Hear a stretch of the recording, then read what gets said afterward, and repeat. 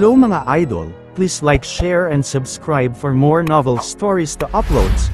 Diyos ng Digmaan, JC Entertainment. Kabanata 26 hanggang Kabanata 30. Kabanata 26. Nakatayo sa harap ng pinto ng pribadong silid, medyo nag-alinlangan si Selina Taylor. May pakiramdam siya na ang bagay na ito ay itinanghal. Nakita niya ang menu, ang pinakamahal na red wine ay 20,000 per bottle, paano naging 200,000?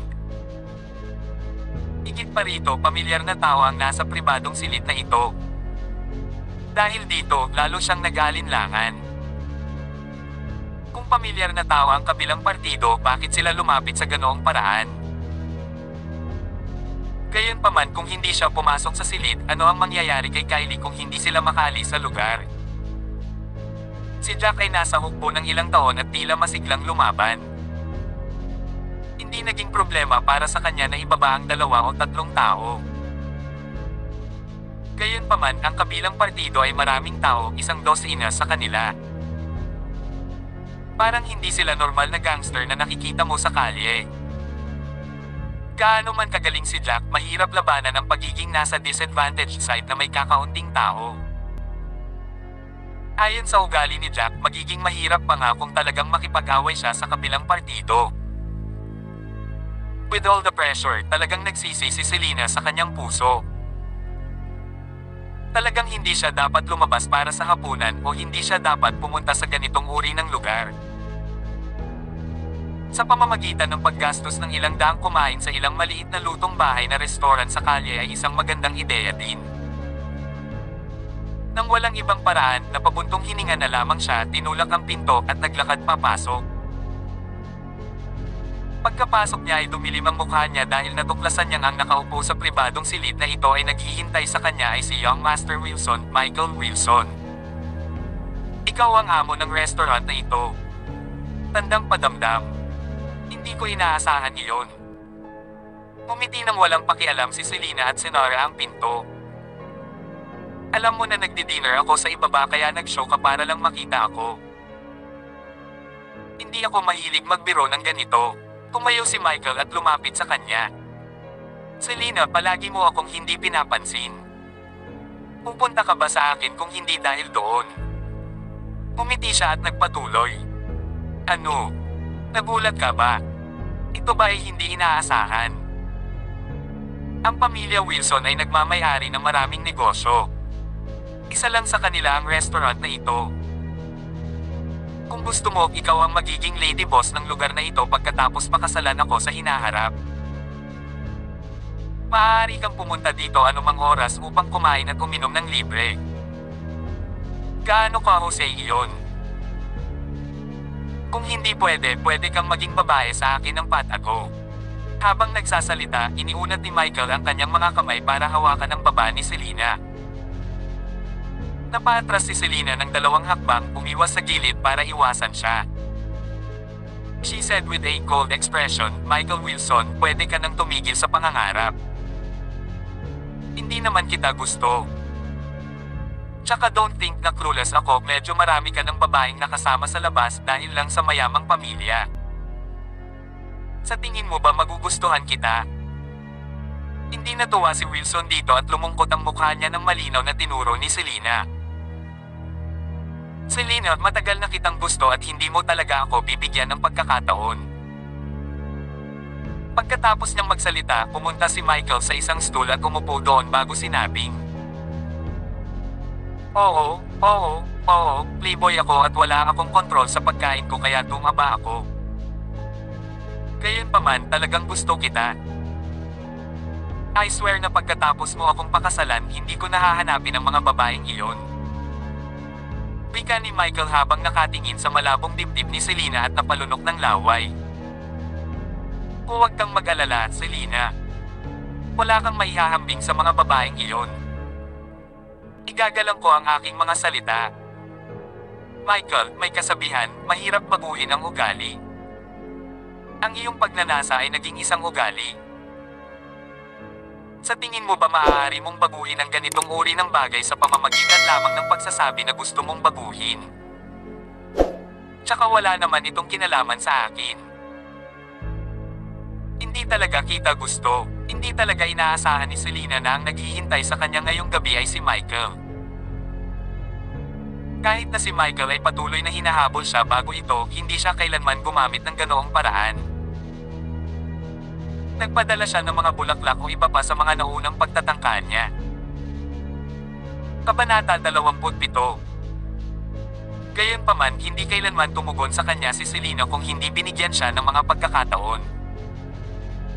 Sinong mag-aakala na gagamit ng cheat ang taong ito para makita siya for once this time? Okay, nasabi ko na ang dapat kong sabihin. Inihintay pa ako ng parents ko sa baba. Ang alak na iyon ay dapat pa ring singilin bilang 20,000 kada bote at ang kabuuan ay dapat na 480,000. Aalisin natin ang natitirang 18 bote na hindi natin nabubuksan. Sinabi ni Selena ang kanyang huling mga salita, tumalikod, binuksan ang pinto at naghanda na umalis. Maghintay. Akmang bubuksan na niya ang pinto, tumayo si Michael. Selena, sa tingin mo ba ay magkakaroon ng sapat na pera ang walang kwentang brat para magbayad ng 480,000 bill? Naniniwala ako na makakabuo siya ng pera. Hindi man siya kasing yaman mo pero at least hindi siya magsisinungaling sa akin. Malamig na sabi ni Selena. Selena, pasensya na. Akala mo ba nagbibiro lang ako para makita ka? Si Michael ay nataranta at namula at ang kanyang mga mata ay mukhang mabangis. Sa pagkakataong ito, kung hindi ka magbabayad ng 4,80,000, huwag mo nang isipin na umalis. Ikaw, hindi naisip ni Selena na si Michael na laging mahina ay magsasabi ng ganoong bagay. Tumingon siya at tumingin sa kanya, punong-puno ng kulay nang hindi makapaniwala ang mukha niya. Selena, wala akong pasensya na maghintay. 5 taon na kitang crush at hindi mo ako binigyan ng pagkakataon. Ngayong gabi kung hindi mo binayaran ang bayarin, ang iyong asawa ay kailangang mamatay dito. Ay oo, nasa baba din ng parents mo at ang anak mo ha. Bagaman maaari kong iligtas sila sa pangalan ng pamilyang Taylor, gayunpaman, dapat na vaccine sila, hindi ba? Pagkatapos ng lahat, ang pamilya Taylor ay hindi maglalakas loob na saktan ang pamilya Wilson dahil ikaw ay isang pangatlong klaseng aristokratikong pamilya. Malamig na ngumiti si Michael papunta kay Selena. Selena, wala akong choice. Nais kong ipanalo ka sa aking katapatan, ngunit hindi mo ako binigyan ng pagkakataon, kaya't ito lamang ang magagawa ko. Michael, bakla ka. Nagkamali talaga ako ng akala tungkol sa'yo. Bago ngayon, akala ko, bukod sa pagiging malabag, hindi ka naman masamang tao. Akala ko pa naman pwede tayong maging magkaibigan. Kahit kailan ay hindi kita minamaliit dahil sa laki ng iyong katawan. Hindi ako makapaniwala na ganito ka malisyoso. Tuguan ang mga mata ni Selena at diretsyong nakatingin sa kausap. Selena, hindi mo dapat ako kinakausap ng ganito ang ugali, alam mo ba iyon? Ngumiti ulit ng malamig si Michael. Ngayon, kayo ang gumastos ng ganoon kalaking pera sa restaurant ko at gusto ninyong kumain ng libre. 4,80,000, sa tingin mo papayagan ko kayong lahat na umalis kapag hindi kayo nagbayad? Lalong sumimangot si Selena.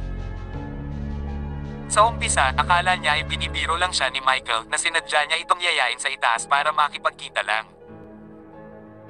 Wala siyang ideya na talagang naguhukay si Michael Wilson para sa kanya. Spit it out, ano ba talagang gusto mo? Naniniwala ako na hindi ikaw ang uri ng tao na nangangailangan ng pera, tama ba? Natahimik si Selena ng ilang segundo bago nagsalita.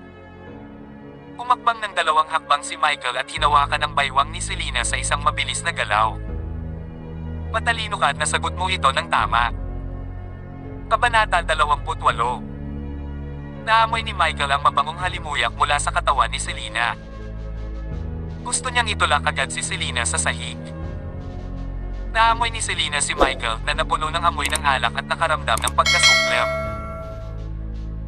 Agad niyang itinulak ng malakas ang kabilang partido. Michael, sinasabi ko sa iyo ito, huwag kang sumobra. Matapos itulak si Michael ay hindi pa rin siya nasisiyahan. Matapos ang lahat ng mga taon na ito, matagal na niyang hinahangad ang babaeng ito, si Selena. Sayang nga lang at hindi man lang niya nahawakan ang kamay niya. Saglit lang kanina, humawak pa talaga siya sa bewang ng babaeng ito. Ito ang nagparamdam sa kanya na para siyang nasa panaginip at ayaw niya talagang magising. Sobra na ba ako? Ngumiti si Wilson at ikinalat ang kanyang mga kamay. Siyempre, kung tutuusin, ikaw ang babaeng gusto ko at nirerespeto rin kita. Kaya kailangan mo lang bayaran ng 4,080,000 sa akin para sa pagkain at agad kitang bibitawan. G. Ayun pa man, kung hindi ka makabuo ng pera, hindi mo talaga ako masisisi sa pagiging sobra. Ay, ang ekspresyon ng mukha ni Selena ay naging napakahirap tingnan. Siya ay may madilim na ekspresyon sa kanyang mukha at walang magawang sinabi. Ako, wala kaming pera. Walang pera. Malamig nang umiti si Michael. Dahil wala kang pera, gamitin mo ang buhay ng lalaki mo para bayaran ang utang. Sa oras na iyon, ang iyong anak na babae ay wala ng ama at ang iyong mga magulang ay madadamay. Buntong hininga, hindi dapat binibira ang nasasakupan ko. Nang makitang may kakilakilabot na mukha si Selena, nagpatuloy pa rin si Michael. Gayunpaman, Selena, I really like you so much. Paano ba naman ito, ayokong mahirapan ka. Basta samahan mo akong mag-coffee mamayang gabi, mag-chat at manood ng sine, makakalimutan na natin to. Basta, uminom ka ng kape. Tapos manood ka ng sine. Kinagat ni Selena ang sexing mapupulang labi na pangiwi at medyo nag-aalala sa puso. Bagamat iginagalang siya noon ni Michael, ngunit ang bagay na ito ngayong gabi ay nagpaunawa din sa kanya na ang lalaking ito ay hindi ganoon kadaling pakitunguhan. Kung gusto mong gumawa ng higit pa, posible rin iyon. Umiti si Michael at saka muling nagsalita. Actually, simple lang talaga ang iniisip ko. Matagal na kitang hinahabol at ni minsan hindi ka nangako na makikipag-date sa akin. Disappointed talaga ako sa puso ko. Gusto ko lang makipag-date sa iyo minsan at maramdaman ang sarap ng pagmamahal. Hindi ka pumapayag sa ganoong simpleng kahilingan. Pero huli na ngayon. Medyo nag-alinlangan si Selena. Kung gusto lang ni Michael ng isang tasa ng kape kasama siya at maaari niyang talikuran ng 4 na milyon na ito at payagan silang umalis ng ligtas, iyon ay magiging mahusay. Bagamat naramdaman din niya na maaaring walang ganoong simpleng ideya ang Michael na ito, wala siyang ibang paraan ngayon. Ano sa tingin mo? Selena, huwag kang mag-alala, gusto talaga kita. Makipag-coffee ka lang sa akin at ang bill ngayong araw ay ma-wave. H. Hindi mo kailangang magbayad ng 1 sentimo, paano na? Nang makitang tila naadik si Selena, lihim na natuwa si Michael. Itong Ivan Taylor ay talagang magaling, ang pagbabanda kay Selena sa pamamaraang ito ay talagang epektibo. Pagkatapos ng lahat, mahal na mahal ni Selena ang kanyang anak na babae at isa ring napakamatulungin na babae. Ang pagbabanda sa kanya kasama ang kanyang mga magulang at anak na babae ay natural na magtatagumpay. Ang pinakamahalagang bagay ay ang humawak siya sa baywang ni Selena Taylor, ang dating mataas at makapangyarihang babae na hindi man lang papayag na hawakan siya kahit minsan, ngayon lang. Nostalgic pa rin siya sa balingkinitang baywang. Paano sa ibang araw? Alas 7 na ng gabi ngayon. Napaisip si Selena at tuluyang nasabi na nakakunot ang noo. Paano iyon gagana? Ang pagpili ng isang araw ay hindi mas mabuti kaysa gawin ito ngayon. Hindi ko naman pwedeng pauwiin ang mga magulang mo sa ibang araw ha. Agad namang inayos ni Michael ang mukha at saka sinabing, paano ito kung natatakot kang malaman ng asawa mo? Maaari ka munang umuwi sa kanila pagkatapos ay humanap ng dahilan para makalusot. Gumagana kaya iyon? Kapag handa ka ng lumabas, tawagan mo ako ng ilang minuto bago ako magdadrive para sunduin ka. Well, sana matino mo ang sinasabi mo. Okay pa rin na magkape ng magkasama. Tungkol sa isang pelikula, natatakot ako na baka huli na ang lahat kaya kalimutan mo na ito. Kabanata 20. Sumilay ang mapait na ngiti sa mukha ni Selena. Bagamat nakaramdam siya ng kawalan, tinanggo pa rin niya ang kanyang ulo. Ito ay dahil alam niya na si Jack ay hindi magkakaroon ng $4 na milyong. Si Jack, na nagtrabaho bilang isang sundalo sa loob ng ilang taon, ay naging agresibo pagkatapos ng patuloy na pagpunta sa digmaan. Magiging disadvantageous kung sumiklab ang away. Huwag kang mag-alala. Ako si Young Master Wilson, ang nag-iisang Young Master ng pamilya Wilson na nagmana ng negosyo ng pamilya. Kailan pa ako bumalik sa aking mga salita? Paniguradong wika ni Michael, agad na tinapik ang kanyang dibdib. Maya-maya pa ay binuksan ni Selena ang pinto at lumabas. Sa kabilang banda, dumating din si Michael sa pintuan. Kinausap niya ang matambok na restaurant manager, MS. Si Selena ay kaibigan ko at dati ko ring kakilala. Kalimutan ng $4 na milyong. Para sa kapakanan ng aking kaibigan, ito ay nasa akin. Ibigay mo sa kanila ng libre. Pagkatapos iyong 18 bote ng red wine. Pagkatapos mag-isip sandali, ipinaalala ito sa kanya ng manager. Siyempre, kunin nila. Naningil ka pa rin sa kanila ng 20 bote kaya natural lang na kunin nila ang natitira kung na-order na nila ito at hindi na makatapos. Agad na napangiti si Michael. Bukod dito, ang halaga ng alak ay nasa paligid lamang ng $100,000. Ang pagsasabi na ito ay 200,000 bawat bote ay isang bitag na ginawa upang linlangan si Selena. Kung ganoon, maraming salamat, Young Master Wilson. Umiti si Selena saka sumunod sa manager at naglakad pababa sa second floor. Bakit hindi pa siya bumabalik? May nangyari ba sa kanya? Si Joanne na naghihintay sa ibaba ay hindi maiwasang mag-alala. Dapat hindi pwede. Bagamat kami ay pinalayas, ang aking anak na babae ay bahagi pa rin ng pamilya Taylor. Sigurado akong hindi maglalakas loob ang amo na putulin siya. Kung tutuusin sa paraan ng pagsasalita niya, parang kilala na nila ang isa't isa noon pa. Kumunat ang noo ni Fiona bago niya ito inaliw. 5 minuto na ang nakalipas. Papasok ako sa loob at titingnan ko. Tumingin si Jack sa oras. Lumipas ang 5 minuto. Sa pag-aalalang baka nasa panganib si Selena, agad siyang pumasok sa loob. Bata, bawal kang pumunta sa ikalawang palapag nang wala ang aming amo. Isang lalaki ang humakbang at sinubukang pigilan si Jack. Bang! Sa kasamaang palad, si Jack ay natama ng isang sipa sa kanyang dibdib sa susunod na segundo. Kagad, pinalayas siya. Bang! Lumipad ang lalaki at bumangga sa isang mesa, dahilan para bumagsak ito. Tumalsik ang dugo sa bibig ng lalaki. Agad na pumuti ang kanyang kutis. Nako, ito ay hindi inaasahan. Gusto kong pumunta dito para kumain pero imbes na maghatid ng mga bisita, sarado kayong nag-aaway. Sa sandaling iyon, isang boses na parang kampana ang tumunog mula sa buong silid. May kasamang ilang bodyguard, pumasok sa loob ang isang bata, maganda, at masiglang ginang. Tumayo ang lalaki mula sa lupa. Ipapadala na sana niya ang kanyang mga tauhan para makipaglaban kay Jack, ngunit agad na huminto pagkatapos pagtitig sa babae. Drake, second Miss Drake, bakit ka nandito? Kabanata 30. Mukhang bata at masigla ang dalaga. Nagsuot siya ng isang sexy na miniskirt na may ilang mga tirentas na dumadaloy sa kanyang likod.